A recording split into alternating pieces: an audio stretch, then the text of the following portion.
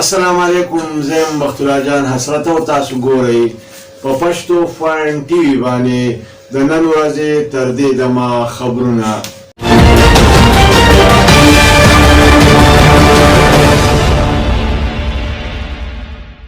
ټولو اول سر خبرونه.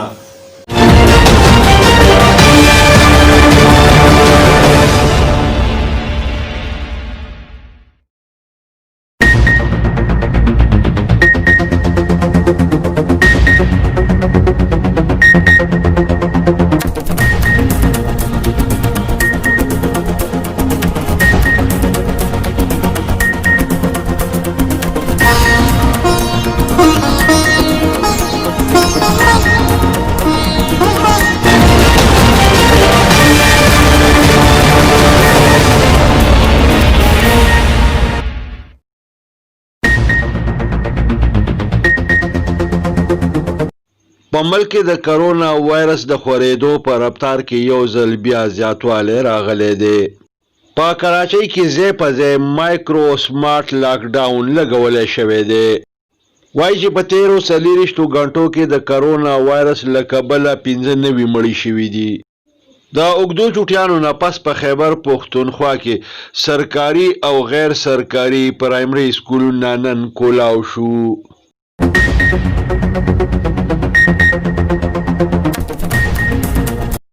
د افغانستان د مصالحتي کونسل چیرمن عبدالله د خپل وفد سره په اسلام آباد کې د وزیر اعظم پاکستان عمران خان سره ملاقات وکړ. بلې خواته د تورخم بارډر د دواړو طرفونو نه د پیدل تلونکو راتلونکو دپاره په فوري توګه کولاو کړی شوی دی.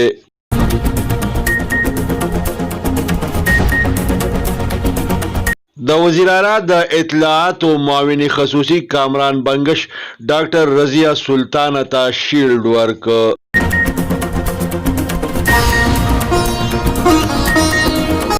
د عوامي نیشنل پارټۍ صوبایي صدر ایمل ولی په درګۍ کې شمولیتي تقریب ته وینا وکړه.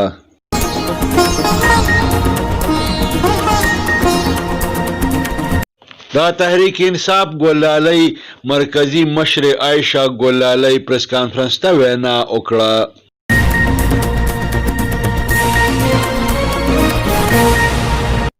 د کراچۍ ټلویزیون معروف اداکار د کرونا وایرس له کبله حق ورسېده.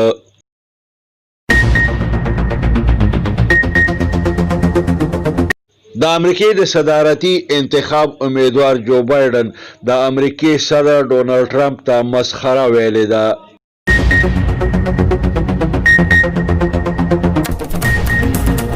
د رومانیا اوسیدونکو خپل هرد لذیذ میر ته د مرګ نه پس هم اوټ ورکړ.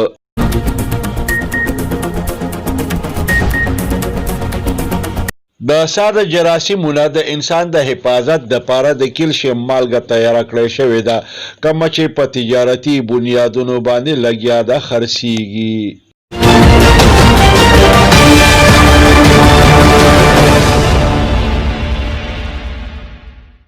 او اوس د دې خبرونو تفصیل.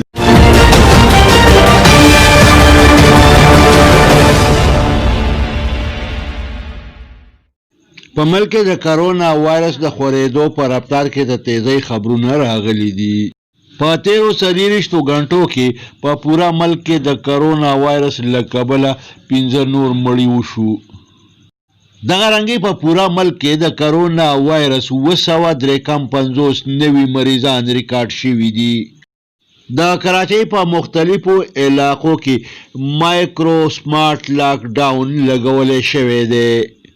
روزانه د کرونا وایرس د مریضانو په شمیره کې د زیاتوالي خبرونه راځي. د کرونا وایرس په وجه باندې په خیبر پښتونخوا کې د اوږدو چوټیانو نه پس سرکاري او غیر سرکاري پرایمري سکولونه نن کولاو شو. استادانو محکمه تعلیم خدشه ظاهره کړې ده چې د کرونا وایرس په ایسوپیز باندې به په تعلیمي ادارو کې عمل درآمد کول ډیر ګران وي. د افغانستان د مفاهمتي کونسل چیرمن عبدالله د خپل وفد سره په اسلام آباد کې د وزیر اعظم عمران خان سره ملاقات وکړ. د په دې موقع باندې ووی چې ما د دوستۍ پیغام راوړی دی. د زیاته کړې ده چې مونږ خپلواک آزاد او د دهشتګردۍ نه پاک افغانستان غواړو. په دې موقع باندې وزیر اعظم عمران خان ووی چې د پاکستان د سلامتۍ لپاره پرامن افغانستان ضروری دی.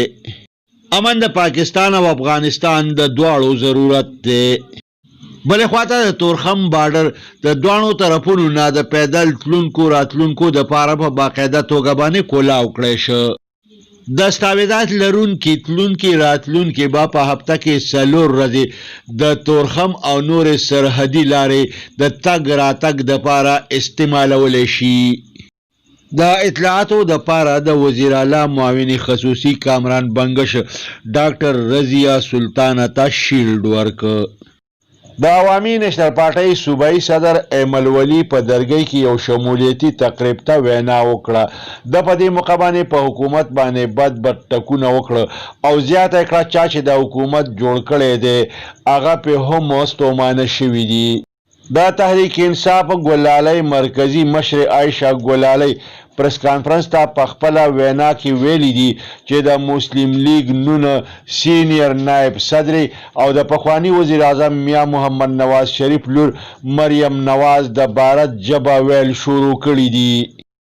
د کراچۍ ټلویزیون معروف اداکار مرزا شاهي د کرونا وایرس له کبله حق ورسېده.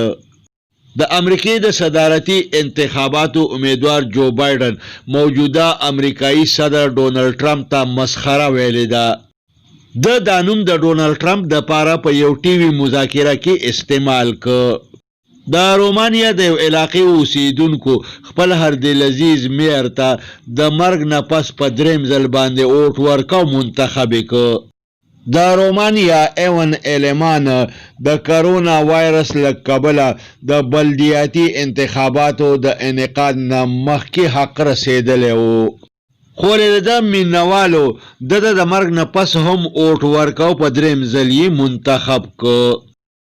د اطلاعاتو مطابق د سا د هر قسم جراثیمونه د انسان د حفاظت دپاره د کیلشیم مالګه تیاره کړی شوې ده چې د دې خرڅه په تجارتي بنیادونو باندې شروع شوی دی. وایي چې دا مالګه په مایا شکل کې ده او دا به د سا هر قسم جراثیم ختموي او انسان به د دغه جراثیمو نه محفوظ ساتي.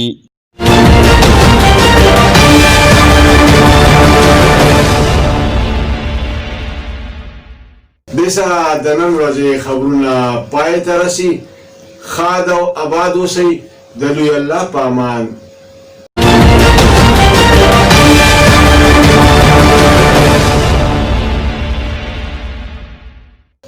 کتونکو پښتو فاین ټي وي سبسکرایب کړئ، د ټلۍ په بټن ګوته کېږئ او دا رنګې دا خبرونه کتل د خپل ژوند معمول وګرځوئ.